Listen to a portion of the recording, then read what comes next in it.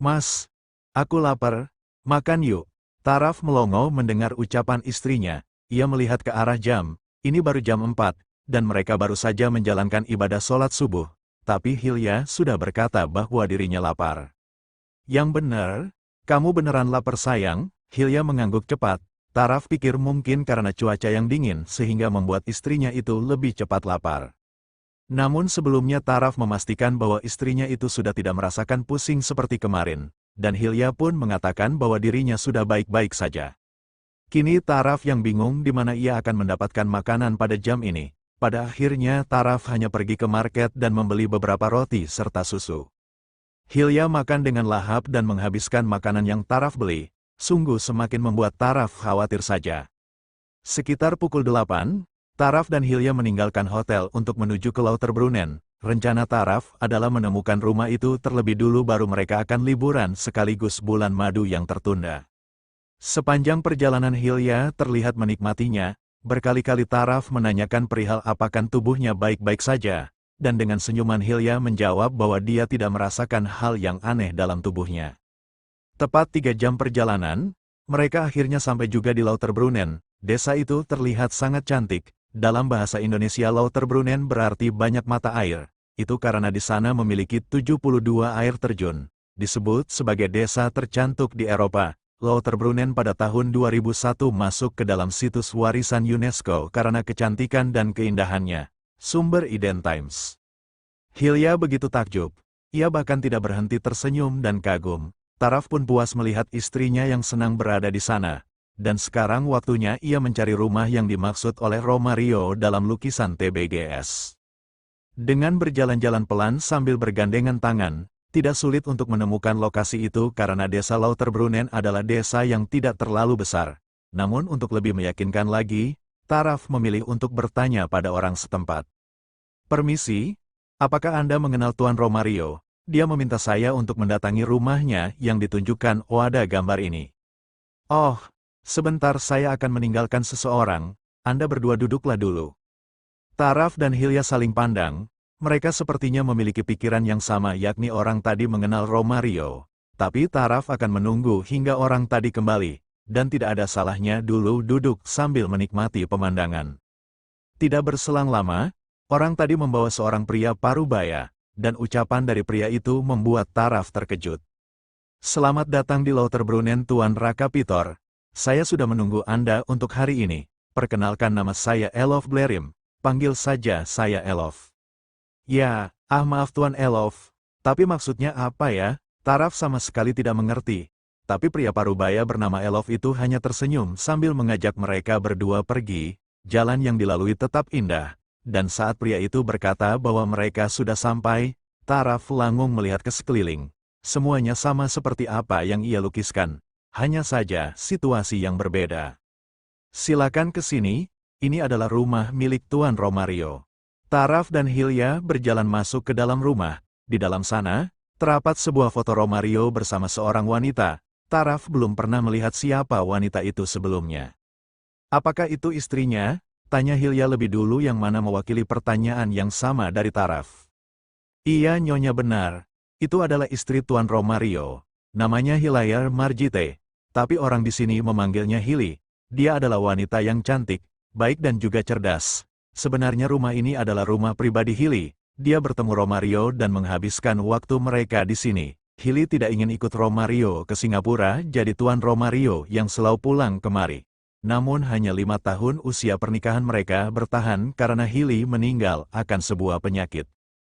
Cerita itu berlanjut, rupanya rumah ini adalah rumah kenangan indah milik Romario bersama istrinya. Dan setelah Hili meninggal Romario tidak lagi tinggal, tapi dia tetap sering kembali meski hanya sekedar untuk beristirahat. Dari semua cerita yang Elof sampaikan, Taraf mengambil simpulan bahwa Romario ingin terus melindungi harta paling berharganya itu, yakni kenangan indah bersama sang istri. Kini aku paham, gumam Taraf pelan. Nah Tuan dan Nyonya, sekarang tugas saya selesai menjaga tempat ini, sekarang Anda berdualah yang akan jadi pemilik selanjutnya. Apa, melihat rumah itu sekejap mata saja sudah bisa diketahui bahwa memang semuanya terawat dengan baik, bahkan perabotan juga masih sangat bagus, tidak ada yang berdebu atau lapuk sama sekali. Taraf dan Hilya lebih dulu dipersilakan duduk dan Elof menyiapkan minuman untuk mereka. Setelah menyajikan minuman dan beberapa makanan, Elof kembali pergi dan kembali dengan sebuah kotak kayu. Ia menyerahkan kotak kayu beserta kuncinya itu kepada Taraf. Ini diberikan kepada saya 6 bulan sebelum beliau meninggal. Saya mendapat kabar meninggalnya Tuan Romario melalui Dores. Beliau mengatakan kepada saya untuk memberikan kotak itu dan rumah ini kepada anak muda yang mencari rumah ini. Romario benar-benar sudah menyiapkan semuanya. Ini terlalu rapi bagi orang yang akan meninggal. Tapi memang sejak awal sepertinya Romario sama sekali tidak menunjukkan rumah ini kepada kedua anak angkatnya. Dengan ragu Taraf membuka gembok yang tergantung pada kotak kayu itu. Di dalamnya tidak banyak isinya, hanya sebuah gulungan kertas. Taraf pun mengambil dan membukanya. Ia membaca dengan seksama. Rupanya dalam gulungan kertas itu ada 3 lembar kertas, 1 kertas ditulis dengan bahasa Indonesia, dan 2 lainnya dalam bahasa Jerman dan bahasa resmi lokal yakni bahasa Romans. Dalam surat tersebut disebutkan bahwa Romario memberikan seluruh tanah dan rumah tersebut kepada Taraka Abias Duilaga. Bukan hanya itu, semua aset milik Romario yang berada di Bank Swiss juga diberikan kepada Taraf. Di dalam surat itu juga dibutuhkan materai dan juga diketahui oleh pengacara.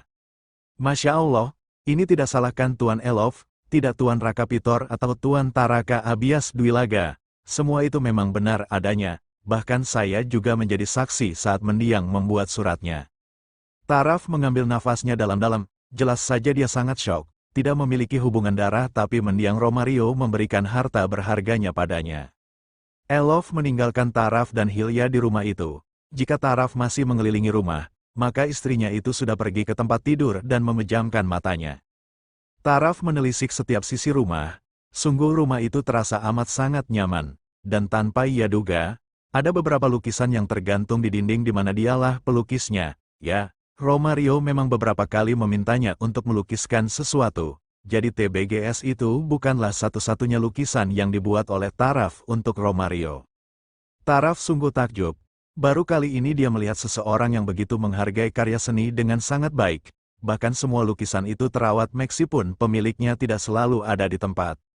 Rumah itu kini adalah haknya, jadi Taraf tidak perlu ragu untuk memasuki semua ruangan, di mana salah satunya terlihat seperti ruang kerja Romario. Di ruangan tersebut dipenuhi dengan banyak foto Romario dan istrinya.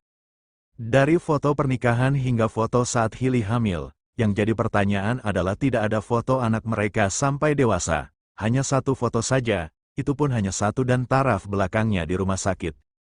Ini juga yang jadi pemikiran Taraf. Mengapa Romario tidak mewariskan kepada anaknya? Ya, dia sama sekali tidak tahu kehidupan pribadi Romario karena menurutnya itu bukanlah hal yang berhak ia ketahui. Serak Taraf menarik kursi lalu duduk di sana. Di meja kerja itu juga ada foto Romario dan Hilly, dan sesuatu membuatnya terkejut, yakni ada foto lain Romario dan Hilly dengan sebuah nisan. Rest in peace Pitor Achilleo. Innalillahi, ternyata putra mereka sudah meninggal. Dan namanya depannya sama dengan belakang yang kugunakan sebagai nama samaran yang kugunakan. Semuanya seperti kebetulan. Taraf sungguh tidak menyangka bahwa semuanya berjalan seperti ini. Namun apapun itu, ini semua adalah bagian dari takdir yang sudah Tuhan siapkan untuknya.